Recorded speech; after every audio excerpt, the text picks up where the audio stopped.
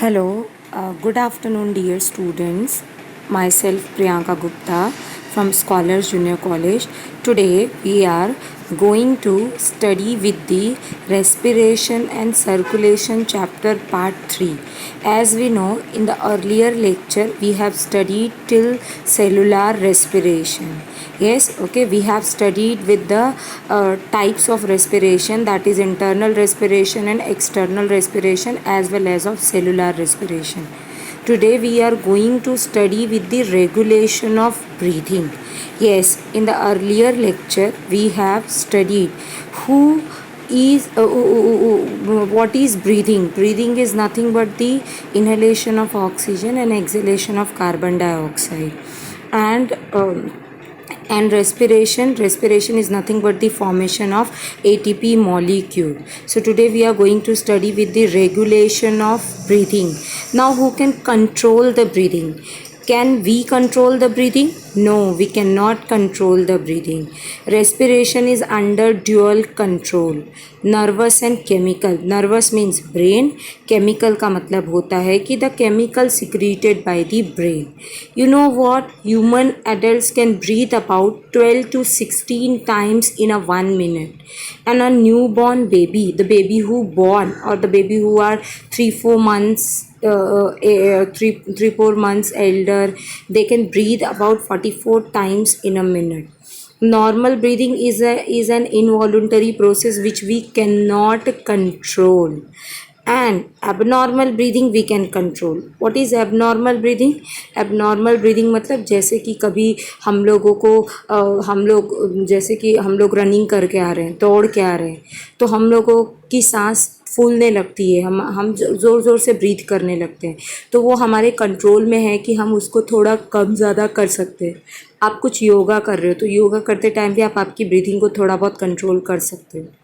अब आपको पता है कि ब्रीदिंग का ये जो रेट होता है वो कंट्रोल करता है पॉन्स और medulla that is called as respiratory centres.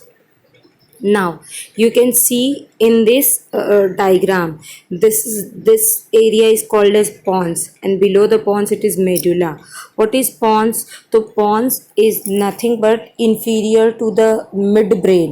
You know what? Brain के 3 पार्ट होते हैं, forebrain, midbrain और hindbrain. यहाँ पे नीचे होता है hindbrain और hindbrain. Now मिड ब्रेन के नीचे इंफीरियर साइड में रहता है पॉन्स, और पॉन्स जो होता है that is also called as pons varolii, means bridge of Varolius, and it is present superior to the medulla oblongata. Pons is called as brain stem, और medulla is nothing but the medulla oblongata से नीचे आगे जाके निकलती है spinal cord, जिसमें बहुत सारे न्यूरॉन्स रहते हैं.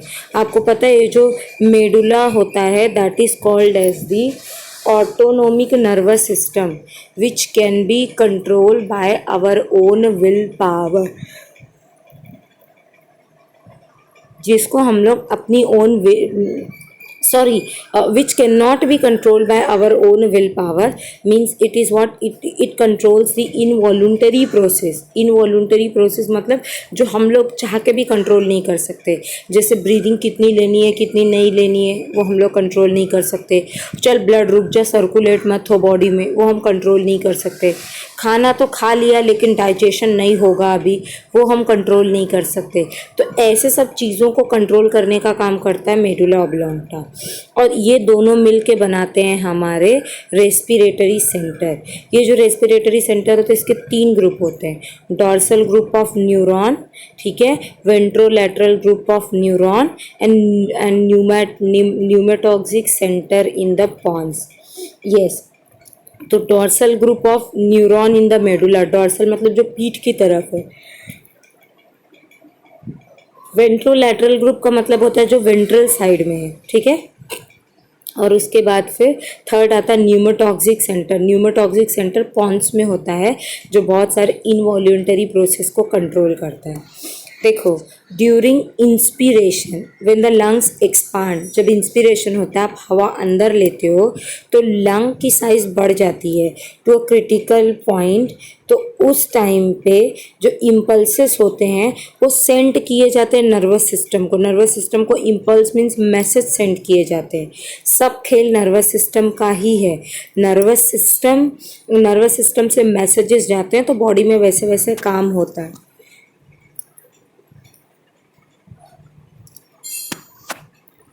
देखो, और जब अपना लंग, जब एक्सपीरेशन होता है तो लंग की साइज़ कम होती है और मसल रिलैक्स होते हैं और एक्सपीरेशन होता है। ठीक है। सो जब हवा अंदर जाती है that time muscle get relax, और जब हवा बाहर जाती है that time muscle get relax, और जब हवा अंदर जाती है that time muscle get stretched. Okay. Now, after that,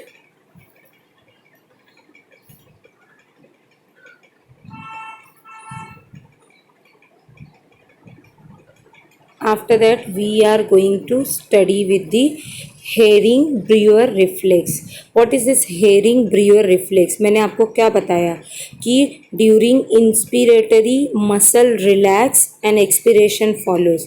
मतलब इंस्पिरेटरी मसल, जब एक्सपिरेशन होने के लिए मसल रिलैक्स हो जाते हैं, मैंने आपको वो इंस्पिरेशन और एक्सपिरेशन में बताया था। तो उस टाइम हवा जो होती है वो लंग को छोड़ देती है,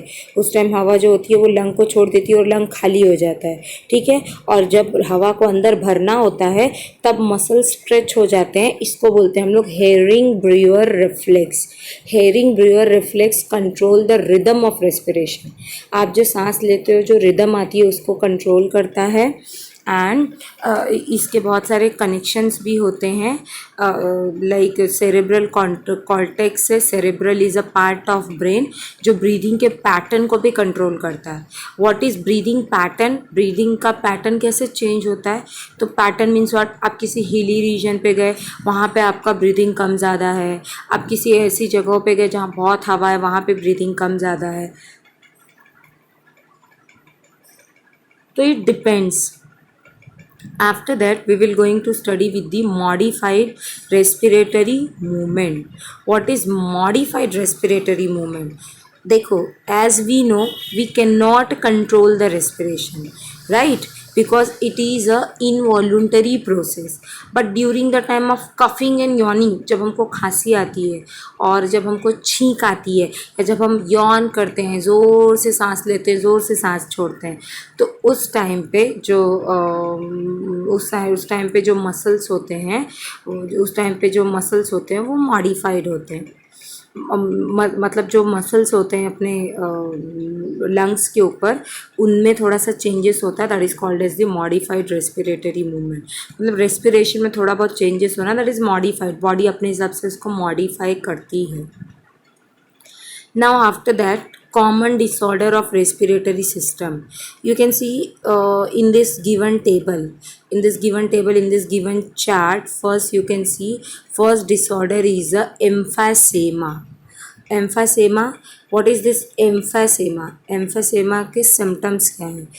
एम्फेटेमा में एल्वियोलाई, जो लंग्स के अंदर group of grape like structure हैं, वो ब्रेक डाउन होते हैं, ब्रीथ शॉर्ट होती है। एम्फेसेमा कब होता है? बिकॉज ऑफ स्मोकिंग और एयर पोल्यूशन। इसका ट्रीटमेंट है quit smoking, avoid polluted air, administer oxygen to relieve symptom. Polluted air को अवॉइड करना है और अच्छा ऑक्सीजन लेना है सिस्टम को रिलीव करने के लिए। नाउ नेक्स्ट आता है अपना chronic bronchitis. Chronic long lasting bronchitis is related to the bronchioles, related to the bronchi and bronchioles. Okay. इसमें क्या होता है? कफिंग होता है, ब्रीदिंग शॉर्टनेस होती है। ये होता है अपने को स्मोकिंग की वजह से, एयर पोल्यूशन की वजह से। यहाँ पे भी अपने को स्मोकिंग छोड़नी है। हमको थोड़ा गर्म हवा लेना है, हमको थोड़ा क्लाइमेट ड्रायर चाहिए।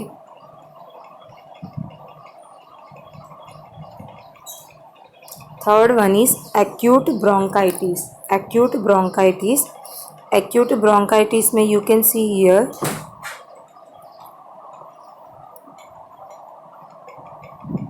एक्यूट ब्रोंकाइटिस में इन्फ्लामेशन ऑफ ब्रोंकाई, इसके सिम्टम है inflammation means swelling, redness and pain, shortness of breath कम होती है, yellow mucus cough and up, जब आप जब खांसी आती है तो पीले कलर का म्यूकस बाहर आता है, ठीक है।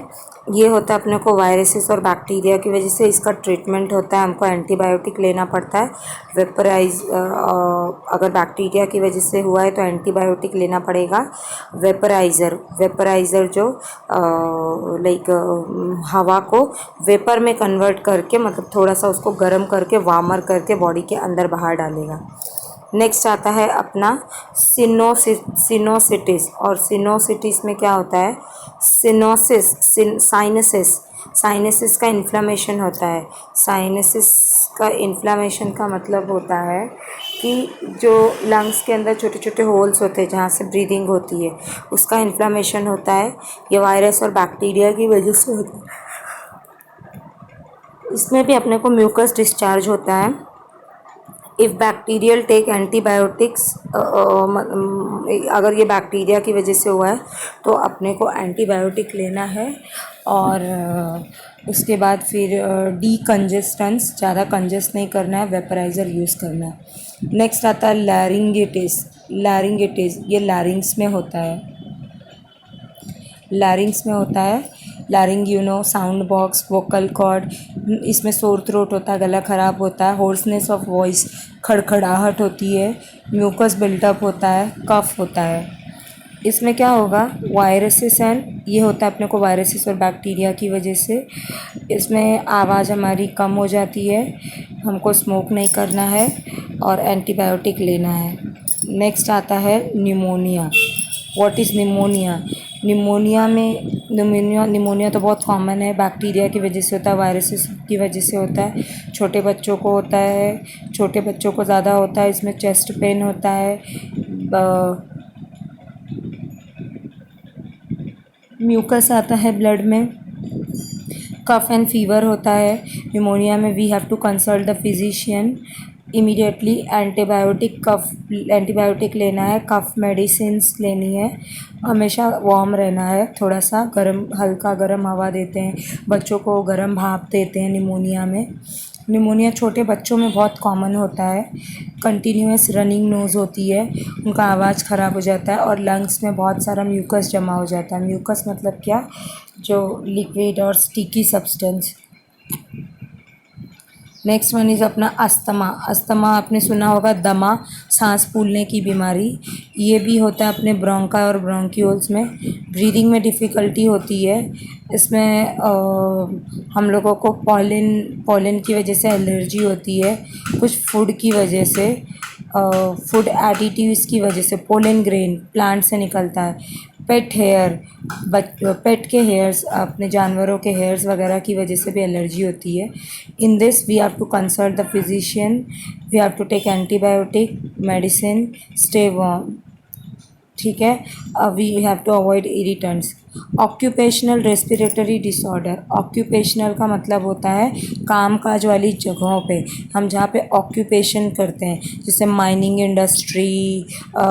इंडस्ट्री वगैरह में, स्टोन मैसनरी, फिर देन उसके बाद फिर मतलब जहाँ पे पत्थरों को क्रश करते हैं, स्टोन क्रशिंग इंडस्ट्री, फिर पॉटरी वर्क जहाँ पे होता है, जहाँ पे ग्लास वर्क होता है, ऐसे जगहों पे से हमको ये इन्फ्लेमेशन होता है। Silicosis, asbestosis, silicon, asbestos, these are the harmful particles present in the airs और प्रेजेंट इन द सॉइल। इसमें हमको मास्क पहनना है और हमको काम करते टाइम ध्यान देना है। Now, next one is अपना artificial ventilation. What is this artificial ventilation? देखो, आर्टिफिशियल का मतलब होता है कि it is also called as artificial respiration. एक तो नेचुरल रेस्पिरेशन होता है अपना, जब नेचुरल रेस्पिरेशन कम या ज़्यादा होता है due to the drowning, choking, खांसी आती है, छींक आती है, सफोकेशन होता है, जब हम कहीं ऐसी जगह पे जाते हैं जहाँ ऑक्सीजन नहीं मिलता, हमको इलेक्ट्रिक शॉक लगता है, तो ये सब में हम लोगों को क्या करना पड़ता है, आर्टिफिशियल वेंटिलेशन लेना पड़ता है। और कभी कोई बहुत बीमार है कुछ डिसीज़ेस की वजह से, सर्जरी के टाइम पे, ट्रीटमेंट के टाइम पे, तो what is this artificial ventilation? Artificial ventilation is nothing but the artificial respiration which can be brought about by the ventilator. अभी हमने सुना कि कोविड-19 is generally a lung related disease, it is a viral infection जहाँ पे lung को harm होता है। तो लंग को हार्म होता है मतलब ब्रीदिंग में प्रॉब्लम होती है, हमको सांस लेने और छोड़ने में प्रॉब्लम होती है। तो उस टाइम पेशेंट को वेंटिलेटर पे रखा जाता है। Ventilator is what? It is a machine which support breathing and which is used during surgery treatment. हम लोग सर्जरी ट्रीटमेंट ये सब के टाइम में यूज़ करते हैं, हॉस्पिटल्स में यूज़ करते हैं, ठीक है। ये वेंटिलेटर क्या करता है, ऑक्सीजन को लंग्स में लेता है, कार्बन डाइऑक्साइड को रिमूव करता है और पेशेंट को ब्रीथ करने में हेल्प करता है। ओके, नाउ उसके बाद we are going to study with the transportation in living organism. अभी ट्रांसपोर्टेशन मतलब हाँ, सब चीज़ें ट्रांसपोर्ट होती है, तो लिविंग ऑर्गेनिज्म में ट्रांसपोर्टेशन कैसे होता है? Living organism either they are unicellular living organism और they are multicellular living organism. तो हम लोग देखते हैं कि सबसे पहले transportation means what? Exchange of material with their surrounding. देखो, organism take up oxygen and nutrient from the surrounding and they release what? Carbon dioxide, ठीक है। और हम लोग देखते हैं कि these are circulated within the body for various metabolic activities. Now, transportation in organism and animals occurs by the diffusion and by the active transport between the cells. What is diffusion? Movement of ions, atoms, molecule is called as the diffusion, ठीक है। Now हम लोग देखते हैं कि सबसे पहले transportation में active transport occur in between the cells where energy is required. Active transport जो होता है वो सेल्स में होता है जहाँ पे एनर्जी की ज़रूरत लगती है, जहाँ पे एक सेल से दूसरे सेल में एक्सट्रीमली स्मॉल जो भी रहते हैं वो ट्रांसपोर्ट होते हैं, particles. Cyclosis is the streaming movement of the cytoplasm. Streaming movement है साइटोप्लाज्म का which is shown by almost all living organism like paramecium, amoeba. इनमें जो मूवमेंट होता है उसको बोलते हैं साइक्लोसिस। पैरामीशियम और अमीबा का जो मूव करने का स्टाइल होता है that is called as the cyclosis.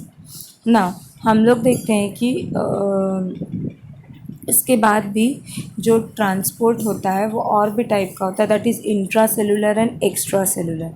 Intra cellular का मतलब होता है within the cell, inside the cell, and extra cellular का मीनिंग होता है outside the cell.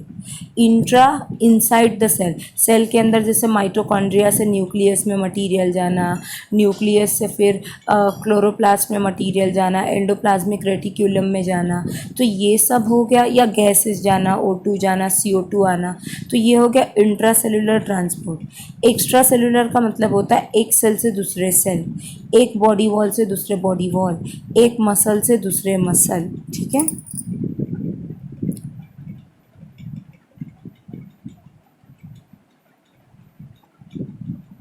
You can see in this diagram in the respiratory system, here it is given digestive system. Respiratory system में heart से जो blood गया है, heart से जो ब्लड जा रहा है उसमें ये लंग्स के थ्रू ऑक्सीजन मिक्स हो रहा है। ऑक्सीजन मिक्स होने के बाद it goes to the body parts में जा रहा है, बॉडी सेल्स में जा रहा है, ठीक है।